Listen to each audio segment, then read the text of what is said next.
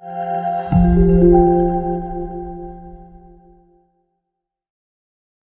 اللہ الرحمن الرحیم. ہم قضیہ کے 4 قسمیں پڑھ چکے تھے.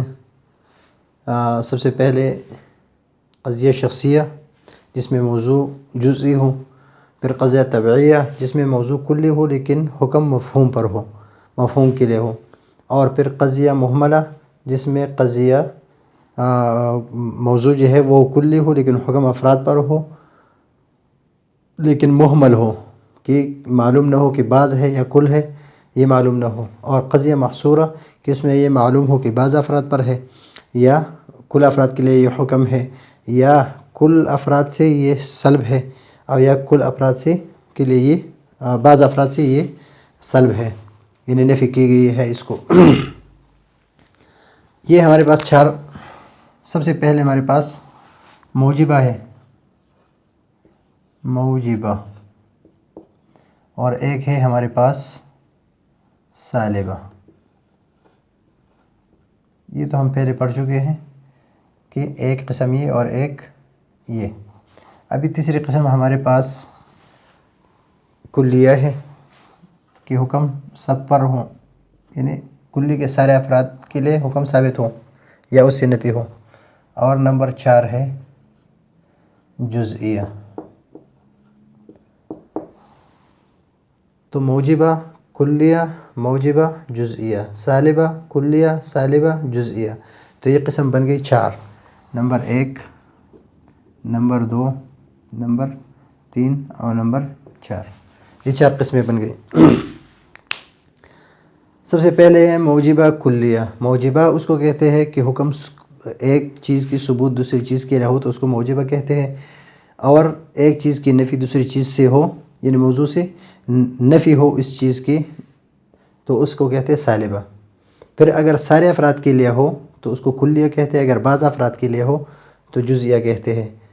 اگر وہ قضیہ محصورہ کے موضوع کے ہر افراد کے لیے ایک حکم ثابت ہو تو حکم ثابت ہونا موجبہ، اور ہر فرد کے لیے ہو کلیہ.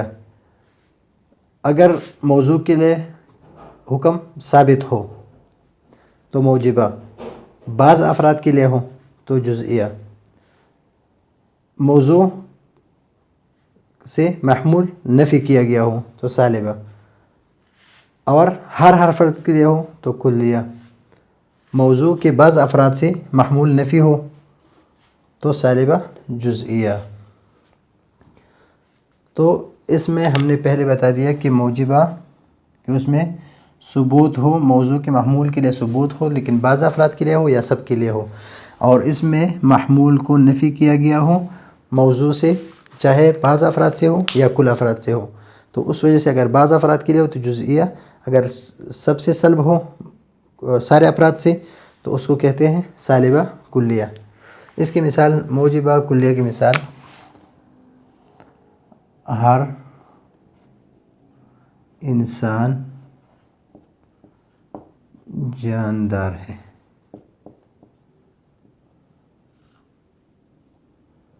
ہر انسان جاندار ہے.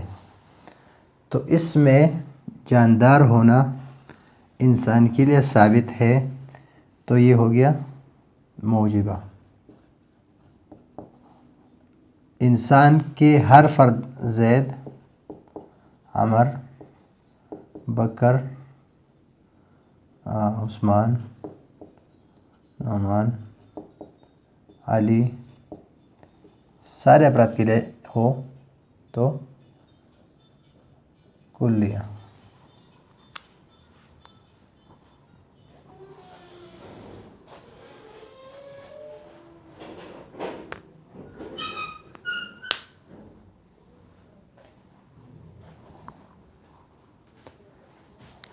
ثبوت ہے جاندار ہونا انسان کے لیے تو اس وجہ سے موجبہ، اور انسان کے ہر فرد کے لیے جاندار ہونا ثابت ہے ہر فرد کے لیے تو اس وجہ سے یہ کلیہ ہو گیا.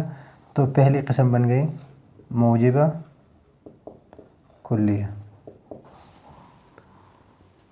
دوسری قسم بعض جاندار انسان ہے. سب جاندار انسان نہیں ہے، اس لیے کہ جاندار میں سے گھوڑا، بھینس، بکری وغیرہ یہ سب ہے. تو سارے جاندار جو ہے وہ انسان نہیں ہے، بلکہ بعض جاندار جو ہے وہ انسان ہے. انسان ثابت ہونا، یعنی بعض جاندار کا ثبوت انسان کے لیے، یہ اس میں ثبوت ہے، تو ثبوت کی وجہ سے یہ ہو گیا موجبہ. بعض افراد، جاندار کے بعض افراد کے لیے تو یہ ہے جزئیہ. جزئیہ بعض افراد کے لیے موجبہ ثبوت ہے، بعض افراد کے لیے ثبوت ہے تو موجبہ جزئیہ. سالبہ کلیہ وہ قضیہ محصورہ ہے جس میں ظاہر کیا جائے کہ موضوع کے ہر فرد سے محمول نفی کیا گیا ہے. مثلا کوئی پتھر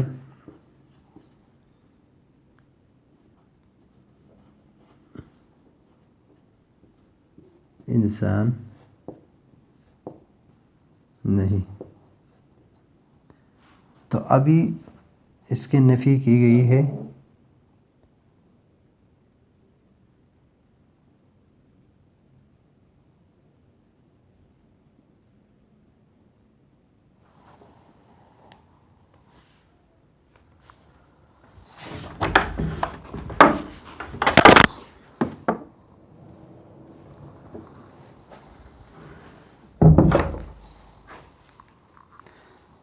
یعنی یہ سالبہ ہے اس لیے کہ نفی کی گئی ہے انسان نہ ہونا، نفی کیے گئے ہیں پتھر سے یا پتھر کا انسان نہ ہونا. تو کوئی پتھر انسان نہیں اور کوئی انسان پتھر نہیں ہے، تو اس میں سے حکم نہیں ہے جو ہے وہ نفی ہے، محمول کی نفی ہے موضوع سے، اور ہر فرد سے ہے کہ پتھر کے جتنے بھی افراد ہیں وہ انسان نہیں ہے، اور انسان کے جتنے افراد ہیں وہ پتھر نہیں ہے. تو اس وجہ سے سالبہ کلیہ ہو گیا.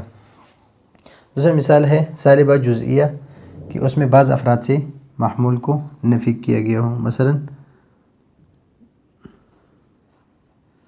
بعض جاندار انسان نہیں. مثلا گھوڑا، گدھا،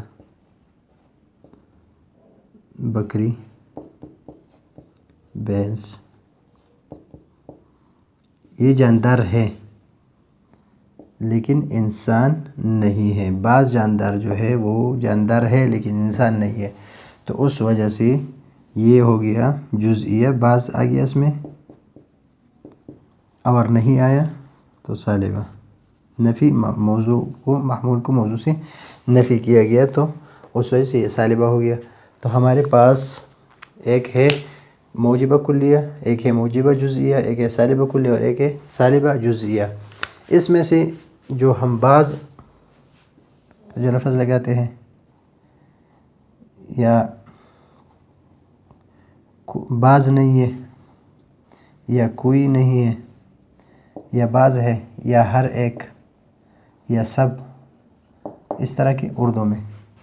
عربی میں کل، جمیع، عامہ، کافہ، یہ ہے، اس کو کہتے ہیں سور، اور یہ اخذ کیا گیا ہے سور البلد سے. شہر کے ارد گرد جو دیوار ہوتی ہے، دیوار ہوتا ہے، اس کی طرح یہ بھی اس اپنے افراد کو محصور کرتے ہیں اور حصار میں لیتے ہیں، تو اس وجہ سے اس کو سور کہتے ہیں. اور یہ الفاظ جو ہے یہ موجبہ کلیہ کے ہے. یہ اگر آ جائے تو موجبہ کلیہ، یہ اگر آ جائے تو موجبہ جزئیہ، اور یہ جو ہے یہ موجبہ جزئیہ. موجبہ نہ سالبہ جزئیہ.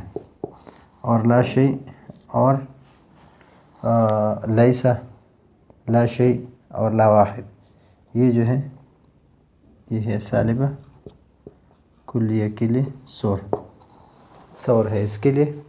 تو یہ ہے آج کا ہمارا سبق. تصدیقات میں سے قضیہ محصورہ کے اقسام. قضیہ محصورہ کے 4 قسمیں ہیں: موجبہ کلیہ، موجبہ جزئیہ، سالبہ کلیہ اور سالبہ جزئیہ. اور اس کو یاد کرنا بہت لازمی ہے، اس لیے کہ آگے سبق میں اسی منطق میں ہم انہی 4 جو قضیہ ہے اس ہی بحث کریں گے.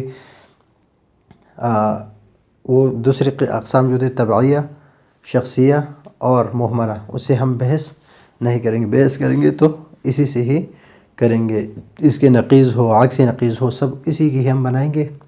موجبہ کلیہ کے، موجبہ جزئیہ کے اشکال میں جہاں پر بھی آ جائے قیاس میں تو یہی آئیں گے. یہ 4 محصورہ کے 4 قسمیں: موجبہ کلیہ، موجبہ جزئیہ، سالبہ کلیہ، سالبہ جزئیہ. موجبہ کلیہ میں حکم موضوع ثابت ہو، محمول ثابت ہو موضوع کے سارے جتنے افراد ہیں سب کے لیے، اور اس میں محمول ثابت ہو موضوع کے بعض افراد کے لیے. اس میں نفی کی گئی ہو موضوع محمول کو موضوع سے سارے جتنے افراد ہیں ان سب سے، اور اس میں محمول کو موضوع کے بعض افراد سے نفی کیا گیا ہے. تو اس وجہ سے اس کو سالبہ جزئیہ، اس کو سالبہ کلیہ اور اس کو موجبہ جزئیہ، اس کو موجبہ کلیہ کہتے ہیں. کوشش کریں کہ یاد ہو جائیں اور اس میں رٹا لگانے کی ضرورت نہ پڑے. صرف یہ یاد رکھیں کہ موضوع کہ ہر فرد محمول ثابت، یہ دیکھیں اس کو کہ موضوع بعض افراد محمول ثابت، اس میں محمول نفی، اس میں بھی محمول نفی، ہر فرد بعض افراد اور موضوع.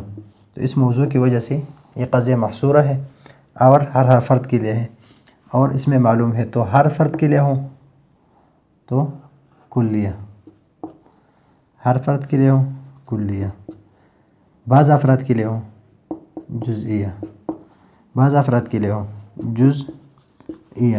محمول ثابت ہو تو موجبہ، محمول ثابت ہو موجبہ، محمول نفی ہو سالبہ، محمول نفی ہو سالبہ. تو اس طرح ہم بیان کریں گے کہ سالبہ جزئیہ، سالبہ کلیہ، موجبہ جزئیہ اور موجبہ کلیہ. یہ ہے اس کے نام. اگلے سبق کے لیے اجازت چاہتے ہیں. اللہ حافظ.